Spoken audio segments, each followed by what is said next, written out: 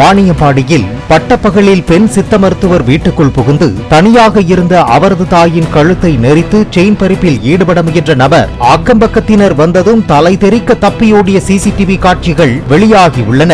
பவித்ரா என்ற அந்த மருத்துவரை பார்க்க வேண்டும் என ஒரு நபர் அவரது வீட்டுக்கு சென்றுள்ளார். பவித்ரா வீட்டில் இல்லை என அவரது தாய் ஜாய்சி கூறியதும் அங்கிருந்து சென்ற அந்த நபர் மீண்டும் முகக்கவசம் தொப்பி அணிந்து வந்து கதவை தட்டியுள்ளார். ஜாய்சி கதவை திறந்ததும் அவரை உள்ளே தள்ளி கழுத்தை நெரித்து செயினை பறிக்க முயன்ற நிலையில் சத்தம் கேட்டு அக்கம்பக்கத்தினர் வந்ததால் அங்கிருந்து தப்பி ஓடியுள்ளார்.